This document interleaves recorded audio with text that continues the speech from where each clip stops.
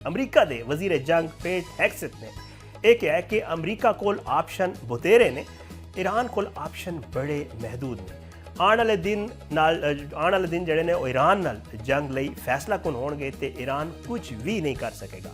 Washington जो press conference कर रहे सन और उन्होंने ये कहा कि भरपूर ताकत नाल ईरान के अंदर असी हमले कर रहे हैं तो ईरान की फिजाई हदूद कार्रवाइयां भी जारी ने।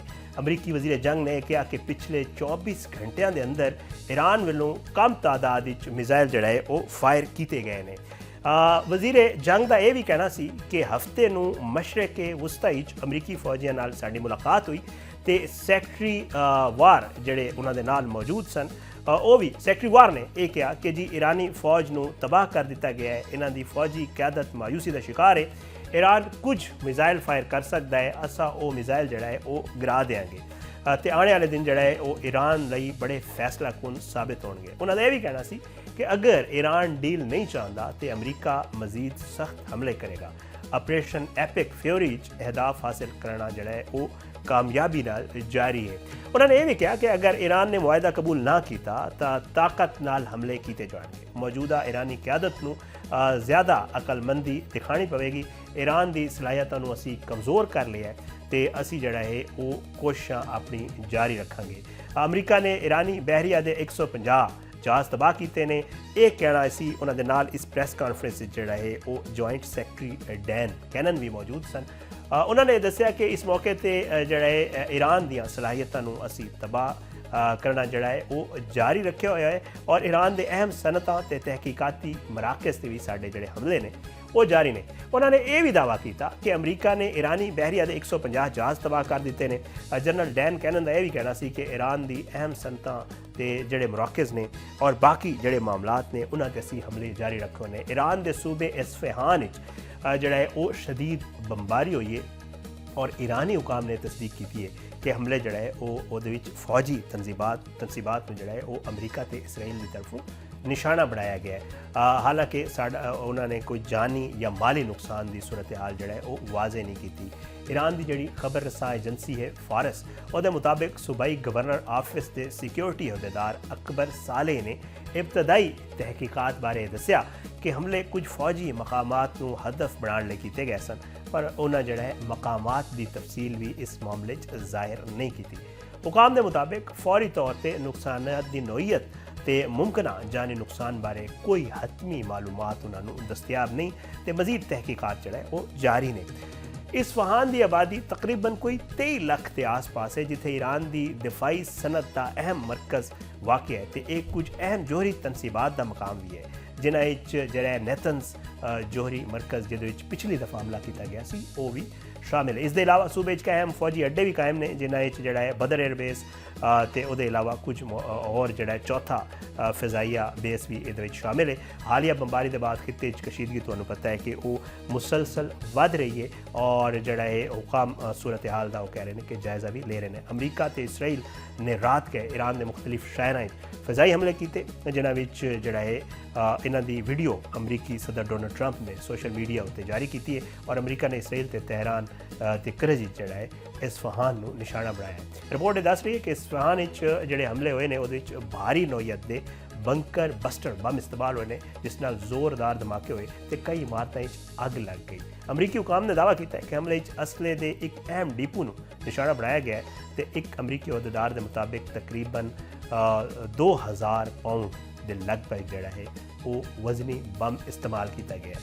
सदर ट्रंप ने social media platform truth social उत्ते हमले की वीडियो शेयर की है जिथे धमाकियां नूं वाज़े तौर पर वेख्या जा सकता है। इस तो पहला सदर ट्रंप ने ईरान को खबरदार किया सी कि जल्द अगर मुआहदा ना होया तो ईरान के तवानाई के जोड़े बुनियादी ढांचा है उन्होंने असी नुकसान पहुँचावे। वाइट हाउस की तर्जमान कैरोलिन लियोट ने भी जड़ा है वो गुज़श्ता रोज़ ब्रीफिंग भी ये दसिया सी कि अमरीका ने ईरान नूं न्यूक्लीयर हथियार बनाने तो रोकण लई जड़े सफारती इकदामात ने वो भी किए ने और इन्हां विच ईरान नूं 10 दिन का जड़ा है आखिरी मौका भी दे दिता गया।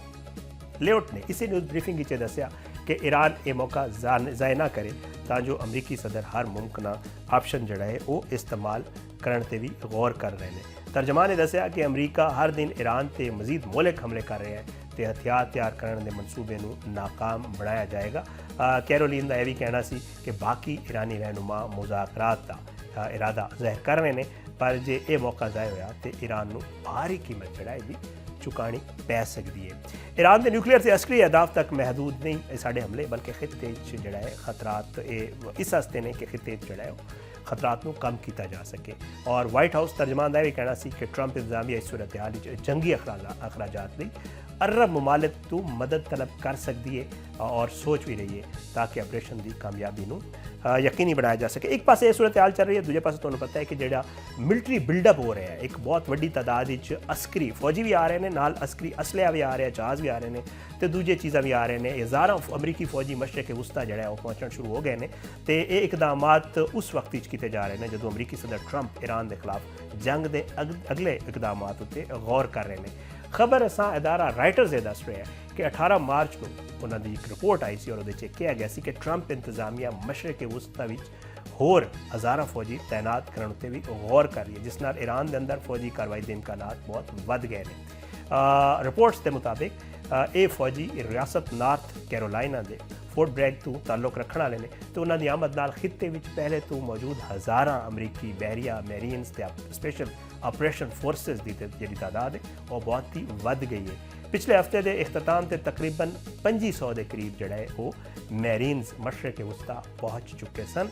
हुकाम ने नाम न जाहिर करने की शर्त दसिया सी कि ये फौजी किस मकाम पर तैनात किए जा रहे हैं, उसकी भी तफसील हाले तक सामने नहीं आई और के इकदाम मुतवक्के ये भी नहीं दसिया जा रहा। मजीद आने वाले फौजी जड़े ने वो 82वीं जी एयरबोर्न डिवीजन है ਉਹਦੇ ਹੈੱਡਕੁਆਟਰ ਲੌਜਿਸਟਿਕ ਯੂਨਿਟਸ ਤੇ ਦੀਗਰ ਮੁਆਵਨ ਦਸਤੇ ਇਹਦੇ ਵਿੱਚ ਸ਼ਾਮਿਲ ਨੇ ਤੇ ਇੱਕ ਬ੍ਰਿਗੇਡ ਜਿਹੜਾ ਕੰਬੈਕ ਟੀਮ ਵੀ ਇਸ ਤਾਇਨਾਤੀ ਦਾ ਹਿੱਸਾ ਹੈ। ਜ਼ਰਾਏ ਦੱਸ ਰਹੇ ਨੇ ਕਿ ਈਰਾਨ ਵਿੱਚ ਫੌਜ ਭੇਜਣ ਦਾ ਆਤਮੀ ਫੈਸਲਾ ਹਾਲੇ ਤੱਕ ਨਹੀਂ ਹੋਇਆ, ਪਰ ਇਹ ਤਾਇਨਾਤੀ ਖਿੱਤੇ 'ਚ ਮੁਮਕਿਨਾ ਮੁਸਤਕਬਲ ਦੀਆਂ ਕਾਰਵਾਈਆਂ ਲਈ ਤਿਆਰੀ ਦਾ ਹਿੱਸਾ ਹੈ। ਨਿਊਯਾਰਕ ਟਾਈਮਸ ਇਹ ਦੱਸ ਰਿਹਾ ਹੈ ਕਿ 2500 ਮੈਰੀਨਸ ਦੇ ਹੋਰ ਇਜ਼ਾਫੇ ਨਾਲ ਜਿਹੜਾ ਹੈ मशरक़ वस्ता जी फौजियों की तादाद है वो तकरीबन 50,000 तो वध चुकी है, जी कि आम तौर पर उत्थे मौजूद फौज तो लगभग 10,000 ज़्यादा है, क्योंकि अमूमन उत्थे 40,000 के करीब जड़ा फौज मौजूद होती है। और सदर ट्रंप जड़ा है अपने जड़े पुराने ईरान ईरान नाल जारी जंग है